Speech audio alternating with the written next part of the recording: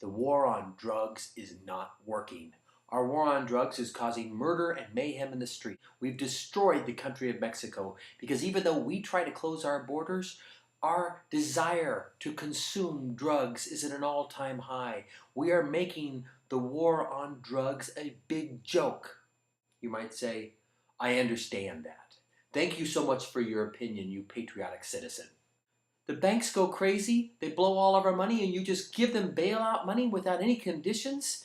We've got to do something about this. We need a revolution. It's got to stop. And the president might say, I agree with you 100%. This does have to stop. Thank you, proud American.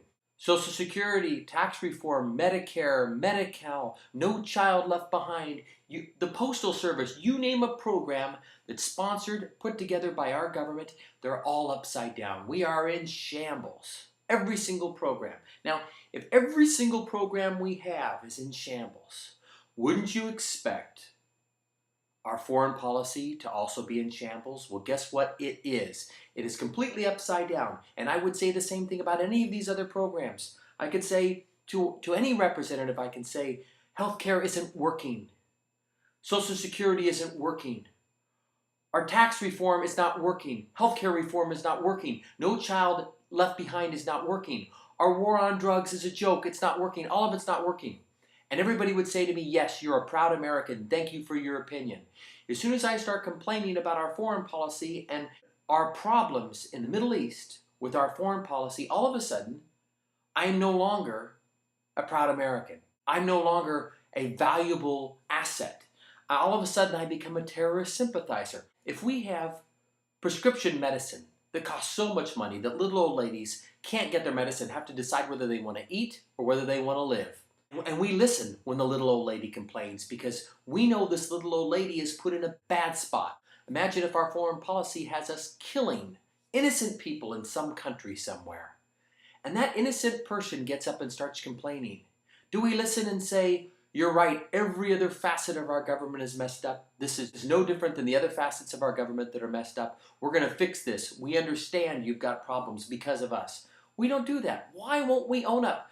Why won't we own up to the responsibility for killing innocent people? We do kill innocent people. I'm sure we do a lot of great things too, but the fact is our foreign policy is myopic, it's nearsighted, we've made a lot of blunders, and innocent people have died.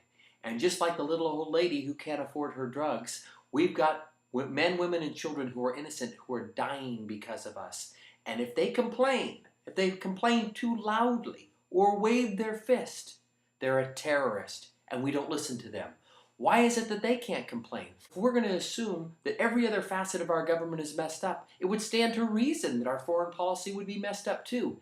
And it is. Yet when people are upset with our actions, it isn't Americans we are affecting with our foreign policy primarily, although we do have Americans going off to war. We have foreigners who are direct recipients of our good or bad gestures all over the world.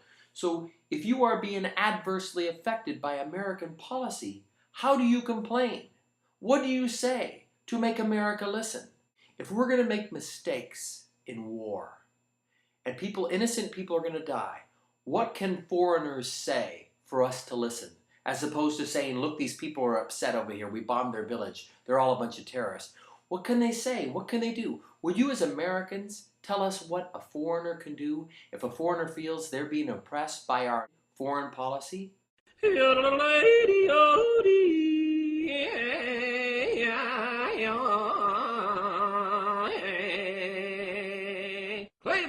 America!